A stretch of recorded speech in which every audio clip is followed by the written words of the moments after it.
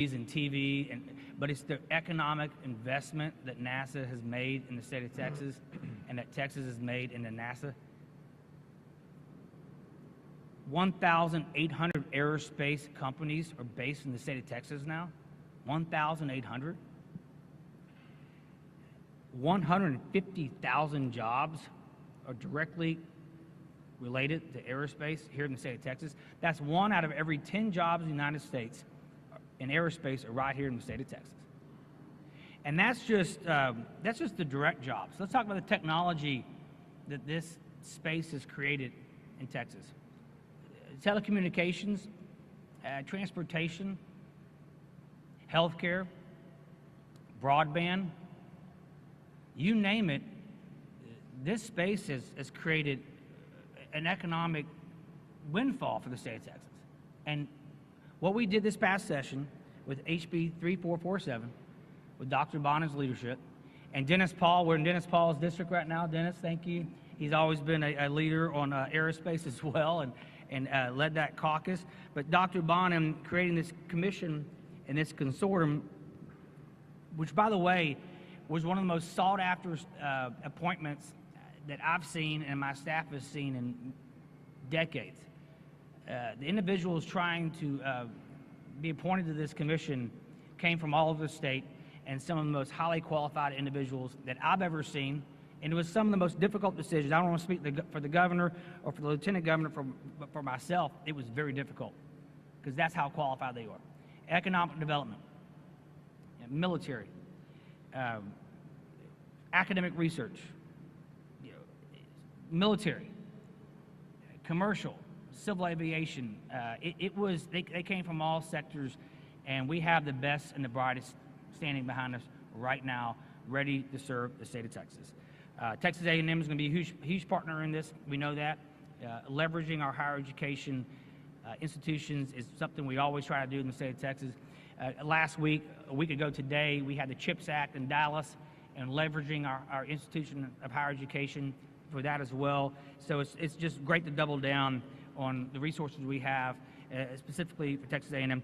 I want to thank Dr. Bonham and Ms. Huffman for their leadership in the House and the Senate, the entire legislature, the governor and his office. Like he said, this next generation of Texans will be actually, figuratively and in reality, reaching for the stars. And you're sitting right here in a room right now that demonstrates that. So with that, I thank you all for being here, and I turn it over to Dr. Bonham. Thank you, Mr. Speaker. You know, Texas has been the hub of human space exploration since its inception. And we are entering into a time where space exploration is really entering a golden age. The cost of getting into orbit is falling precipitously, and things that I think our parents could have only dreamed about are starting to become a reality, and it's happening at an accelerated rate. It's happening really, really quickly. And so the focus that we have today is to ensure that we maintain that position of leadership. And it's really important that those that are leaders in a given field are performing to the best of their ability, and that's what we're committing ourselves to doing as a state. And we're doing that not just for the benefit of Texans, but for the benefit of Americans and for all people in the world. Everyone benefits from what is learned and gained in the exploration and the development of space and in the space economy.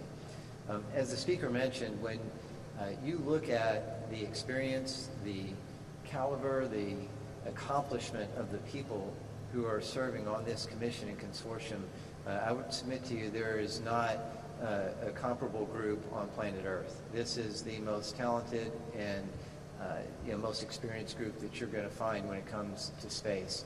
And I'm really, really excited for the work that they're going to do.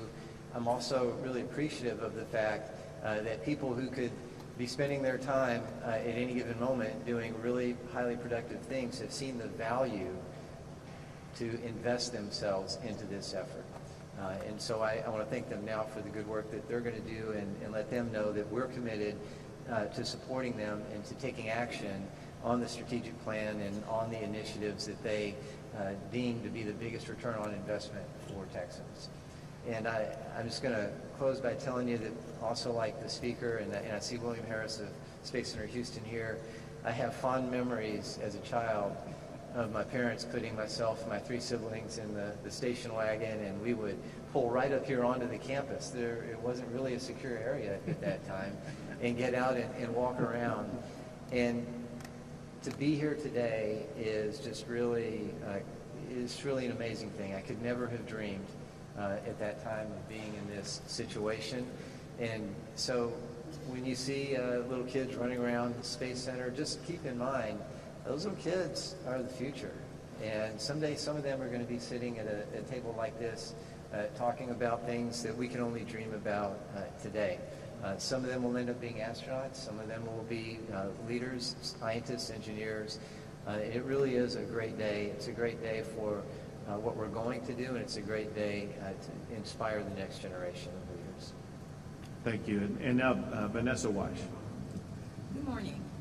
I'm Vanessa Weiss, Director of NASA's Johnson Space Center, and I want to welcome you all here today. I especially want to welcome Governor Abbott, Speaker Phelan, and Representative Bonin for being here at Johnson Space Center, and most importantly for your investment in the state of Texas and in aerospace and space exploration. We're so excited for what the Texas Space Commission will bring to the state of Texas and our flourishing aerospace industry.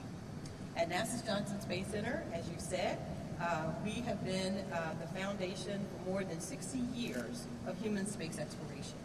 Here we have a vision to dare to expand frontiers, unite with our partners to explore for the benefit of all humanity. Here at Johnson Space Center, we are the hub of human exploration. We have mission control, astronaut training, human health and performance, and space medicine, and management of NASA's premier human spaceflight missions. It is a very exciting time in human space exploration. In fact, the past 2 years have been our busiest in decades, and we have much to look forward to. In the coming years, NASA and its academic, commercial, and international partners will see the completion of the phenomenally successful International Space Station. However, we will continue to have presence in low Earth orbit by new space stations that will be built by commercial companies. We also have commercial endeavors that are going to be going on that will help us to develop new spacesuits, human landers, and many other systems that will enable us to have private sector be investors to accelerate human space exploration. All of this enables the Artemis program, where we will witness our nation's return to the lunar surface, and this time establishing a sustainable human presence on the moon in preparations for human missions to Mars. We appreciate the state of Texas' interest in STEM with programs like the Texas High School Aerospace Scholars Program. It is important to note that that program started under the direction of former Johnson Space Center Director George Abbott, an aerospace legend who passed away on Sunday, March 24th. Through that program for 25 years, NASA has worked proudly with the state and academic institutions to develop technology outreach programs to inspire and train the next generation of scientists, technologists, engineers, and mathematicians, impacting more than 12,000 Texas students across 350 cities in the state. And we're looking forward to our continued partnership with universities in the state of Texas and others as we expand now to include Texas A&M's T-Space, which stands for Space, Aeronautics, and Curation Exploratorium, which is a multi-user facility that will be built on land made available at Johnson Space Center. This facility will foster the growth of a STEM workforce pipeline by creating learning opportunities for youth, college graduates, younger workers interested in aerospace, and more established Texas workers transitioning to this very, very building space economy. With continued investment in the region, the Texas economy will benefit significantly from the ancillary job creation and growth resulting from new aerospace companies in the state. The future of Texas legacy in aerospace is bright, as we take more giant leaps in space exploration together. Thank you. Thank you very much. Listen, this is an extraordinary day, a day of the next level of what will be done in the advancement of space exploration. But I think one thing that we can all agree upon, and that is with every new advancement that is taking place, we are building upon the legacy of what has been achieved right here at NASA. A legacy that's been lasting for, I guess, about 60 years. I was going to say more than a half a century, for 60 years. I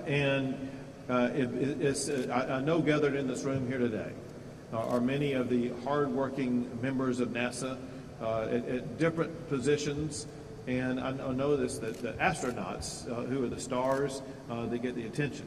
But the astronauts know what I know and many others know.